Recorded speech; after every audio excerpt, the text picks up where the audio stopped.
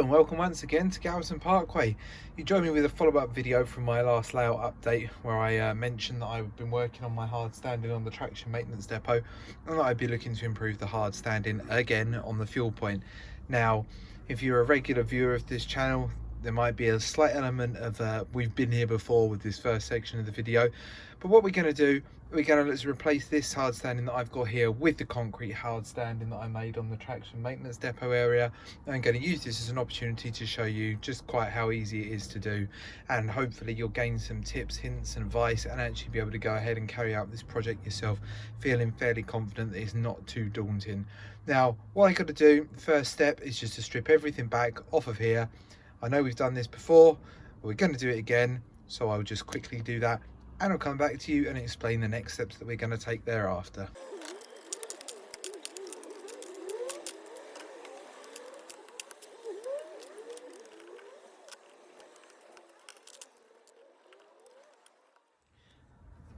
Okay, so that's everything removed from the fueling point and put into a plastic tub.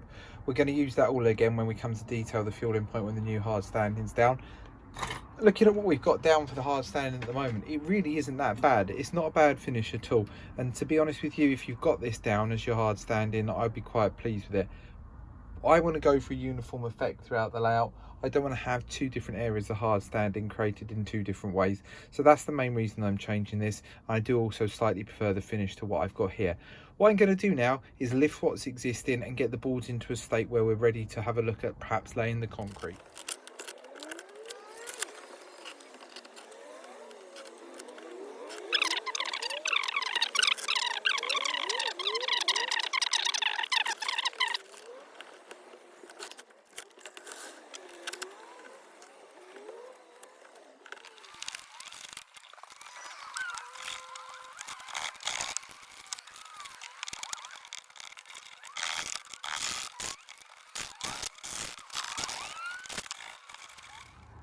There we go, so that's all of the cardboard up.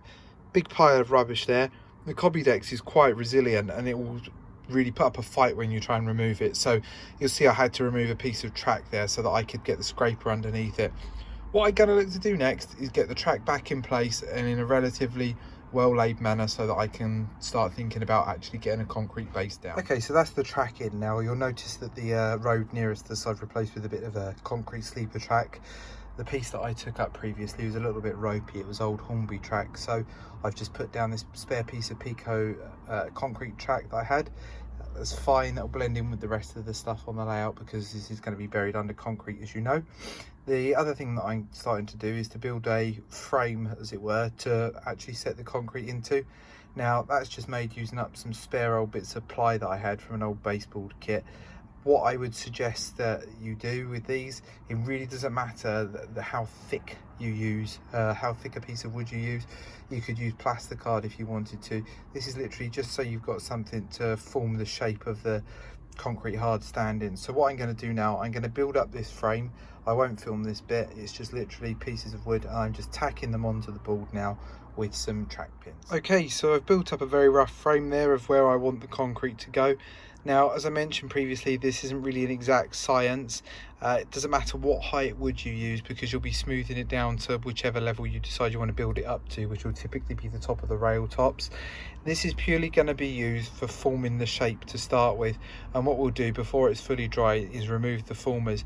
Anything that looks a little bit scruffy thereafter we'll tidy up, so don't worry too much about anything that seeps out. This is just purely to try and get the shape in the right place. Okay, so now comes the nervy part of actually putting the concrete down. The concrete that I use is a tarmac wet mix and it's 100% ready to use trade formulation apparently, but it's patch repair concrete. You get 8 kilograms in the tub.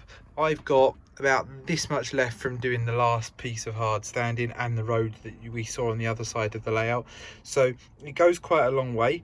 What I'm going to do now, I'll just show you how I go through this process. This bit might be a bit nervy for some people, but if you stick with it you'll be fine, don't worry.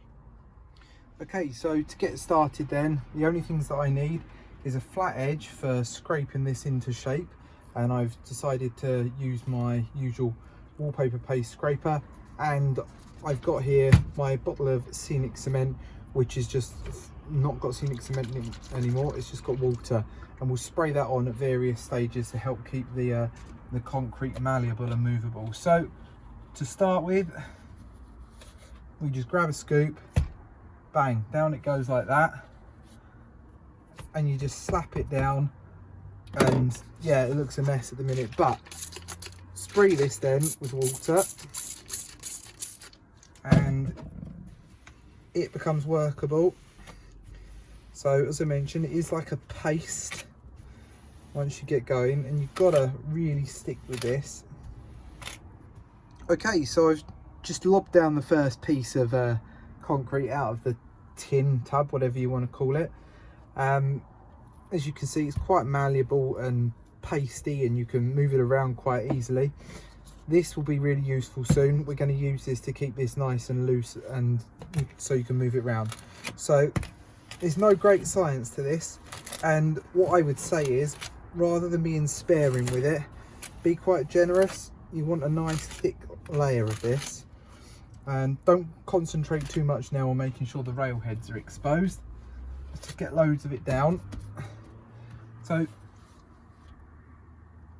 it's quite heavy, this stuff. I wouldn't necessarily recommend using this on a portable layout or an exhibition layout. I think it's probably best for home use.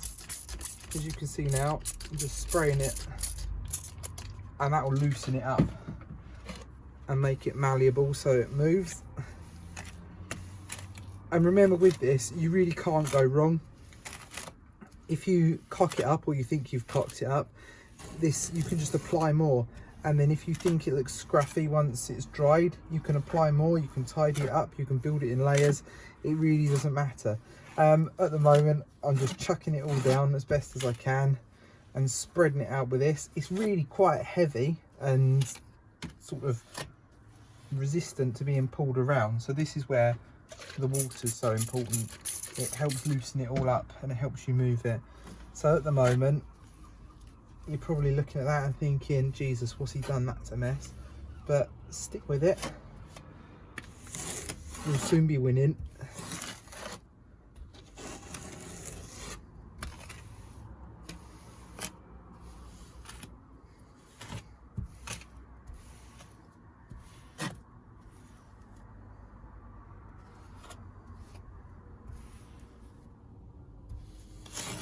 At this stage, again, we're not trying to worry about getting a level flat surface. We're worrying about trying to fill up our frame.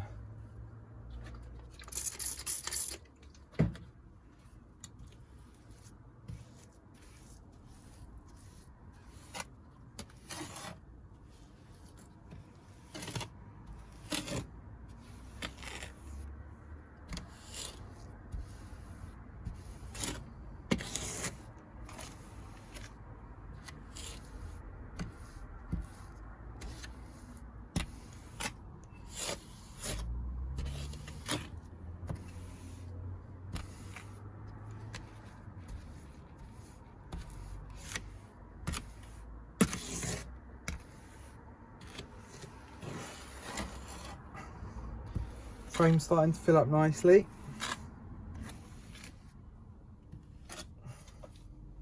I don't think I'm going to be that far off now, having enough material down to finish this job.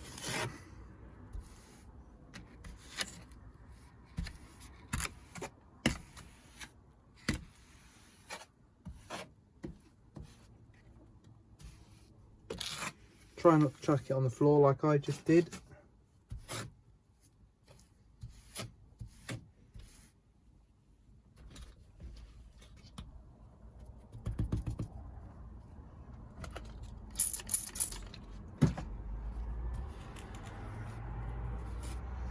So what you do, you probably notice, is you pull it around, it's going to tear up, and you just have to keep working it and working it until you get something that is more or less flat. Don't oversaturate it with water, otherwise it goes too sloppy and all bizarre and weird. Keep it to a fairly creamy consistency, if that makes sense.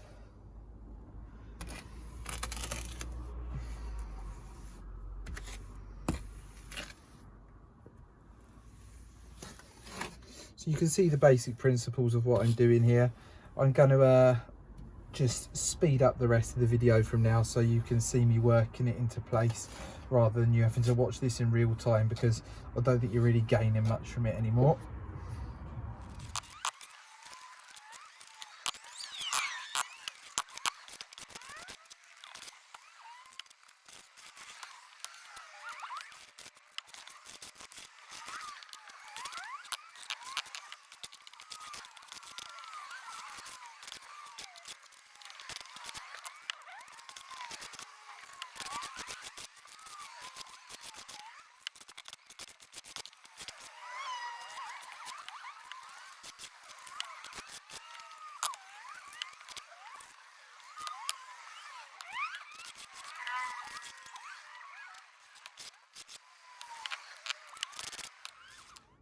Okay, so this is where I've stopped.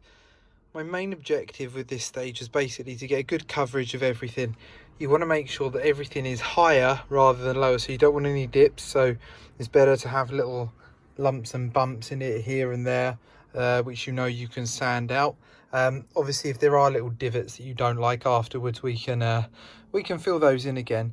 But what I'm going to do now, I'm going to leave this for about, I don't know, let's say 20-25 minutes, half an hour, I don't know, call it an hour, and then I will remove the frame so that the frame doesn't actually set with this concrete. This is all now, it starts to go quite, I would say almost, because we've got it quite runny where we've been applying water on it, it will go back to this texture where it will hold its own form after about an hour or so. At that point I will take the moulds off. This end piece here, this is going to need some working on because that mould doesn't drop all the way down. To be honest, where it meets the track at the ends is the trickiest part to get tidy. But what I do with that, I just wait till it's gone sort of back to this consistency and it's malleable, and I can just straighten the edge up with a ruler or another straight edge, or whatever I've got to hand. But this now, I'm going to leave this to start to just go off a bit. Like I say, about an hour, then I will come back and I'll remove this and you'll be able to see the frame in place. One of the key things I've done here is made sure that you can just about see the rail heads. It doesn't matter that we've concreted over them. We're going to go over them with the sander. They're going to become fully visible again. The sander will reveal those in due course. Okay, so this has started to dry now. It's gone to a more thicker consistency, so I am going to look to carefully remove the moulds. I don't want these to be stuck on the concrete when that dries, so there's still a little bit of play in the concrete, but there we go, that one's come out okay.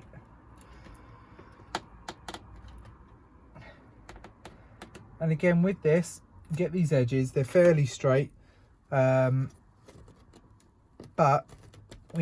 it doesn't matter too much if we haven't got perfection at this stage, because you're going to be looking at tidying up the edges if required. Now I'm just using these Zurons to encourage the nails out. There we go.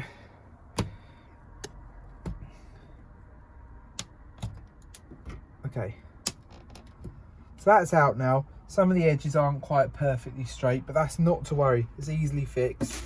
And we will we'll deal with that once the rest of the concrete is actually dried. So there's a couple of little stray bits there that I'm just knocking off. What you can do in the meantime, now I've got this left, as I said, from an old baseboard kit. Whilst it's this consistency, is just very gently run this against the edges and square things off. And what I'll look to do, I've got a Dremel with a disc on it. I'll probably use that then to really sort of sharpen up these edges and make them nice and tight, which is pretty much what I did up the other end. But so far so good. I'm quite pleased with this. I'm just going to blow the excess bits off, and yeah, that'll do us so far. We've got to let this dry and go solid. It's probably going to take a little while actually. It's not very warm in the loft at the minute, so I'm not sure how long it will take for this to dry out. But next stage will be the sanding. We'll get the palm sander out. We'll just skim over all of this, get a nice smooth surface. We'll tidy up all the edges around there, and it's going to be hopefully well on the way to something that looks pretty good. Okay, so this has been left overnight now and it is now solid, as you can hear. And what we're going to need to do next is actually start to begin the sanding process. What I'll do, I'll get the sander and I'll just quickly talk you through the basic principles of what we need to do. I'm just going to use a little palm sander for this. Okay, so this is a sander I use. It's a Black & Decker mouse. It's just got a random bit of sandpaper on the bottom. I pick up this pack of random various grades of palm sander sanding sheets at the moment. I'm going to start off with, at the moment, the grade I've got on the bottom of this sander at the moment is P80, which is what I'll use. And I'll begin. Before I do that though, I'm just going to chuck a dust sheet down just to stop all the dust particles flying around. When I did this up at the other end, I wasn't that careful with the dust, and I managed to get a load in the blooming workings of a locomotive and to strip it down and clean it out. So make sure you've got no locos in the way or near the area, and get things all covered up properly before you begin this part of the process.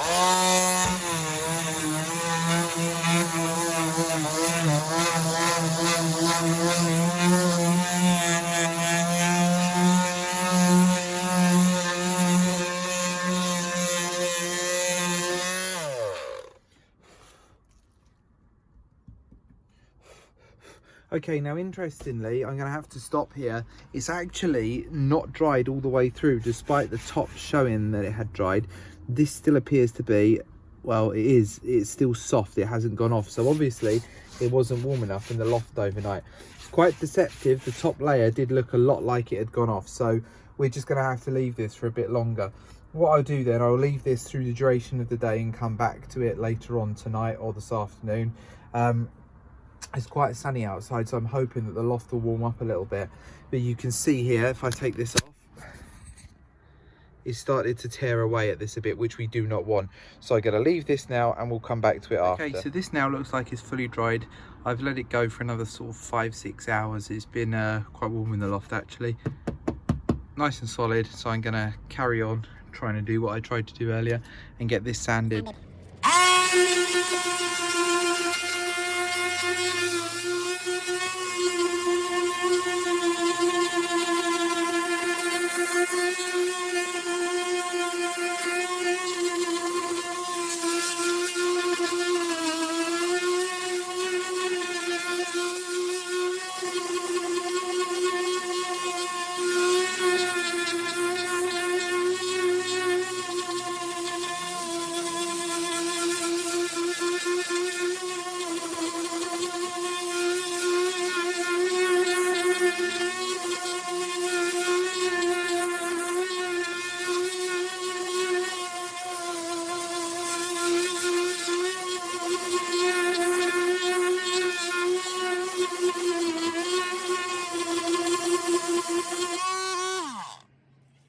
Okay, so what I'm going to do now is just quickly turn the pad around so that I've got the piece that hasn't been sort of worn out at the front and carry on working.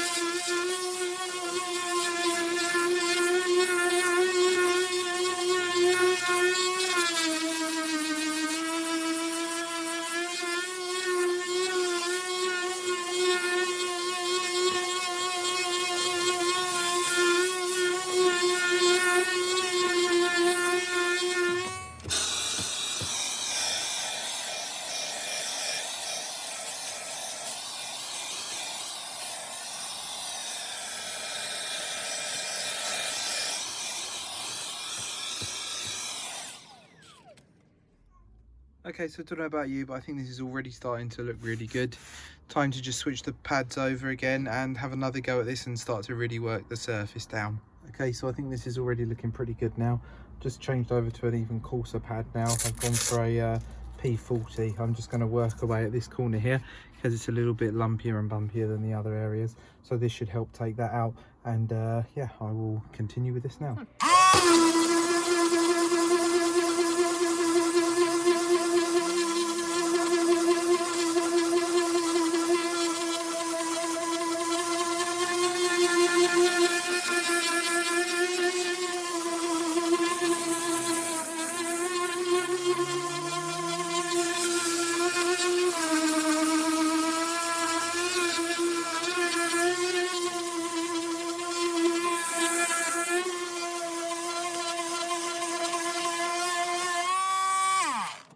So as you can see, this is creating significantly more dust now.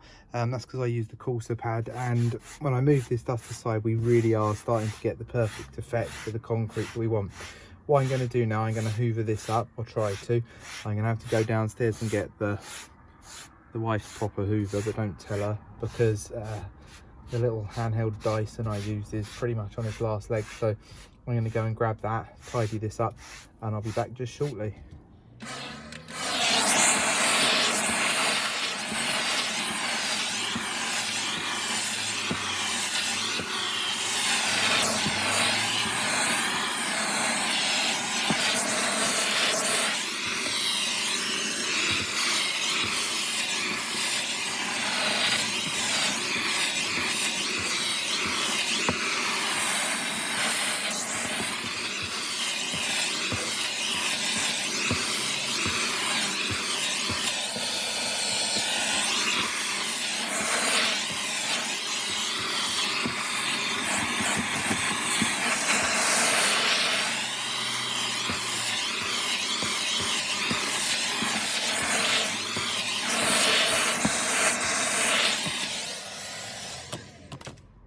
Okay, so this is the current state of affairs where we are. As you can see, it's starting to look a lot like a proper concrete hard standing surface. I've gone through using the coarser sandpaper. It's taken out a lot of the lumps and divots, but it does leave a rougher finish. So what I'll do now, I'll go back down to a smoother grade of sandpaper just to get the smoother finish that we've got up at the other end. Then I can talk you through tidying up some of these edges if you need to, and exactly how important they would be. Okay, so I've just popped this on here for the moment. I just want to highlight a few little things to you. There's a couple of little divots and nicks in the concrete here which can be repaired. They just need filling in with a little bit more of the patch repair concrete and then sanding down.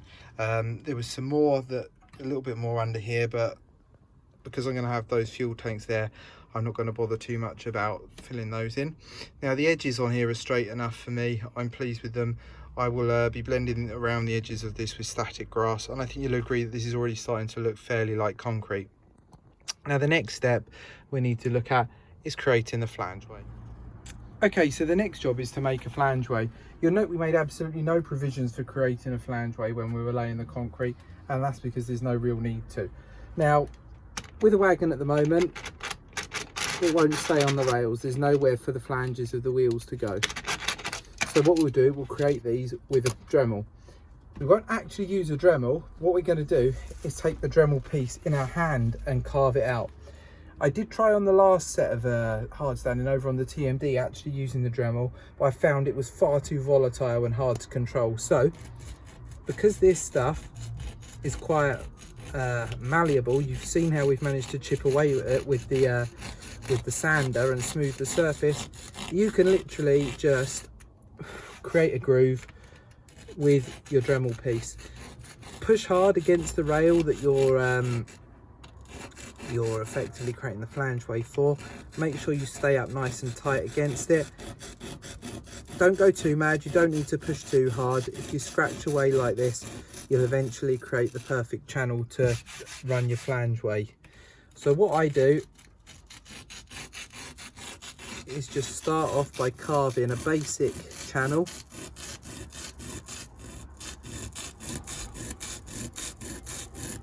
And then once I've got enough of a channel to actually guide the Dremel piece down, I'll apply a bit more downward force. Now, so long as you're patient and you're careful with this, I find it hard to believe that you can go wrong. But this is definitely a better way to do this than going at it with the Dremel directly. I'm going to switch now to a fast forwarded version of me doing this, and I'll show you the results at the end.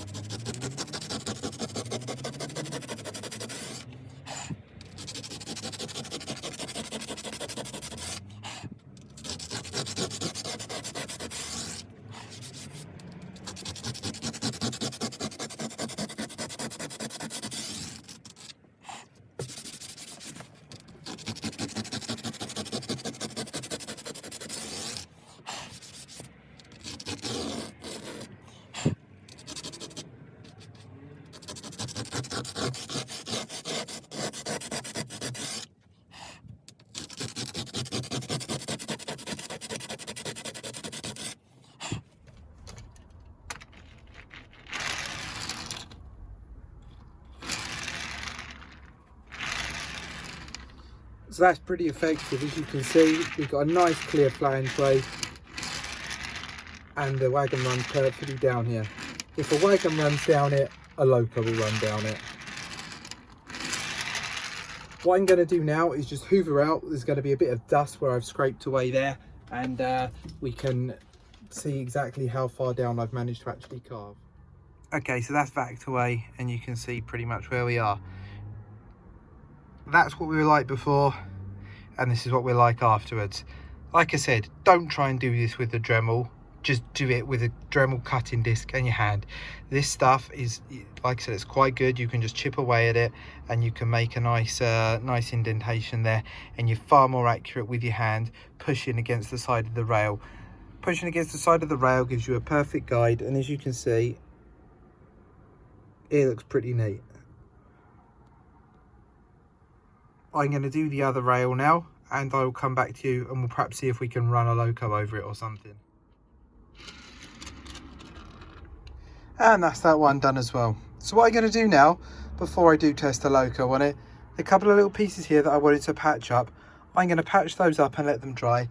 It's warm in the loft today. It's the first time it's been warm in this loft for absolutely ages. So I'm going to get those done. They should only take about an hour or so to dry. I can sand those down.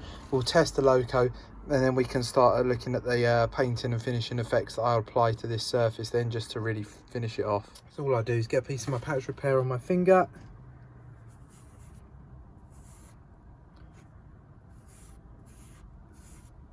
Push down hard. Fill in any gaps.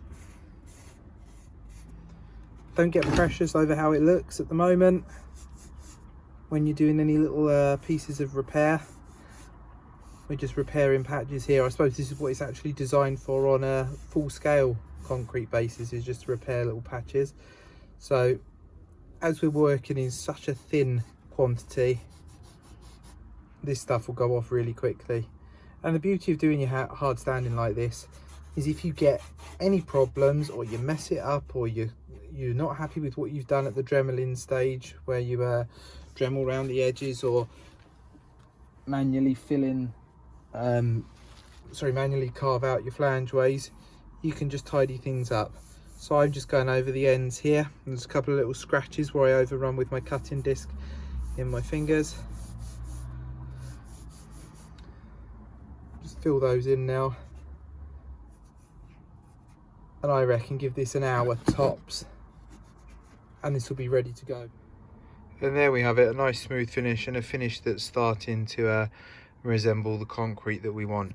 It's a little bit patchy there, you can see where I've repaired it, but it doesn't matter now. We're going to add a little bit of colour to this just shortly. But firstly, I'm just going to test run something over here to make sure that it runs okay. What I'd recommend is you use something like an 08 shunter, something that's got a limited amount of pickups on it, something that's you know, has to have good track for it to run over. Here we go. So I've got my trusty 09 shunter. Let's just pop it on the tracks and see if it wants to go.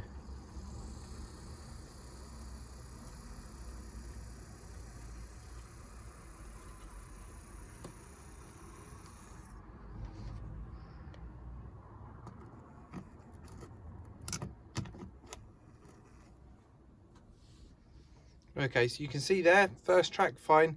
This one had a little bit of a stumble on, so that just means I'm going to need to carve out a little bit there more. But the rest of it seems to be perfect. So I'll just carve out a little bit more of the flangeway there, and we'll give it another little run once I've done that.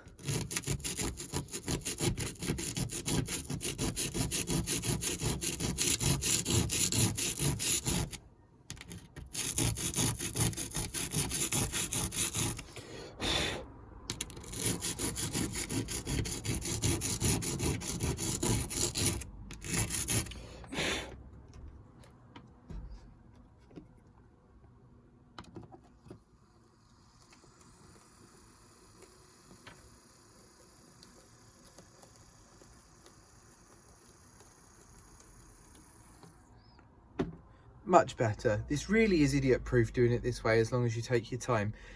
If you put too much on, you can take it off, and if you haven't put enough on, you can add more. It really is simple, and this is a nice even finish, and it's a hell of a lot better than the other way that I'd done it with the cardboard. good thing about this as well is this flange will allow me to clip my nice Acura Scalroy buffer stops in there, and they'll look perfect on here as well. So what I'm going to do now, I'm just going to take you through some colouring in. Have to excuse the emergency outside that's just occurred. Don't know what that's about.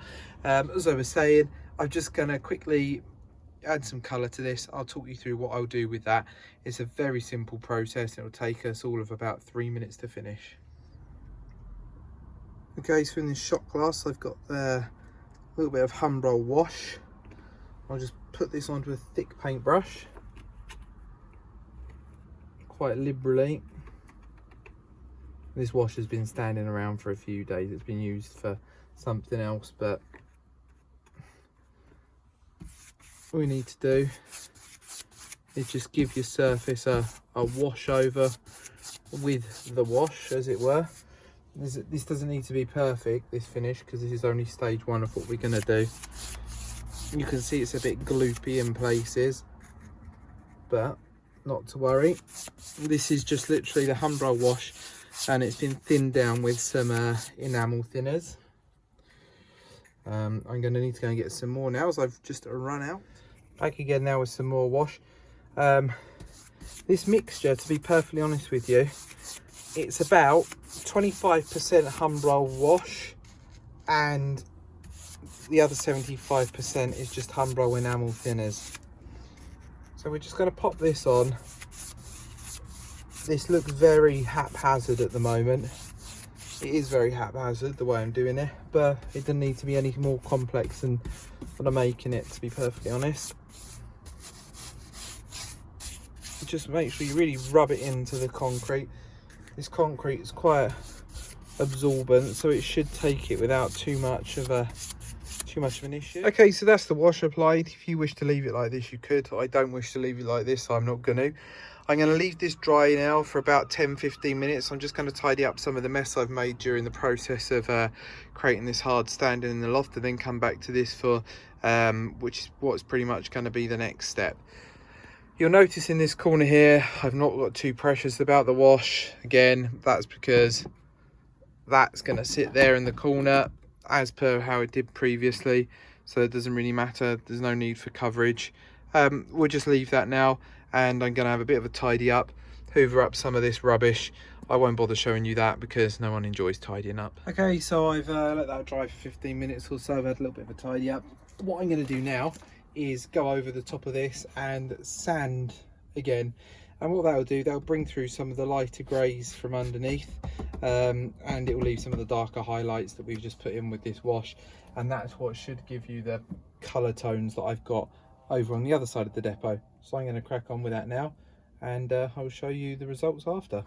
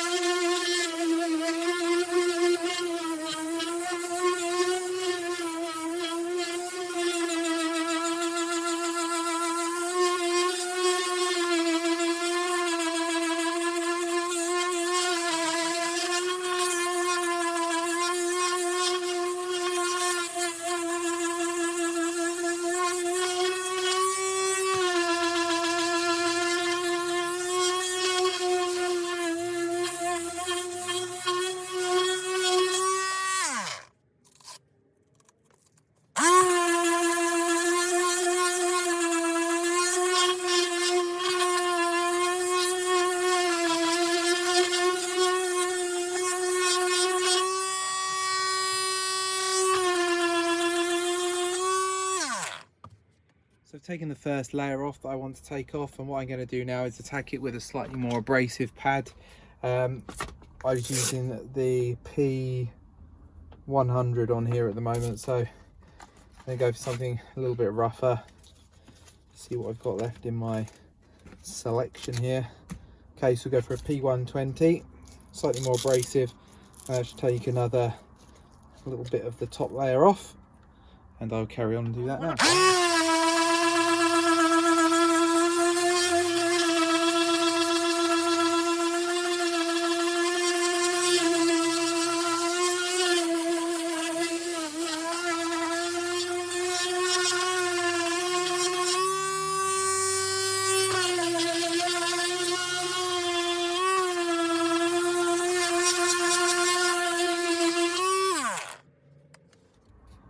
Okay, so I've vacuumed off all the gump and this is where we are. I'm chuffed with this. This is absolutely perfect.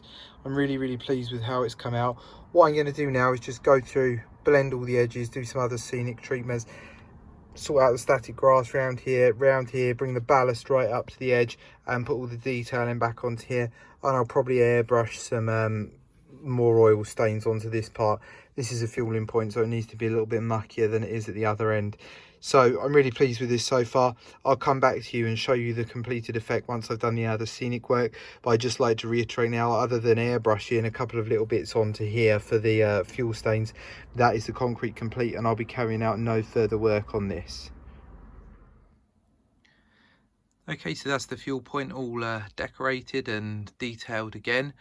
I'm pretty pleased with how that's looking, and I think you'll agree that once the hard standing has been blended in around the edges, it does look really quite effective. I'll just move the camera around now and show you a few different angles of it, and you can see the finished concrete effect and how that works with the detailing items that you put on them.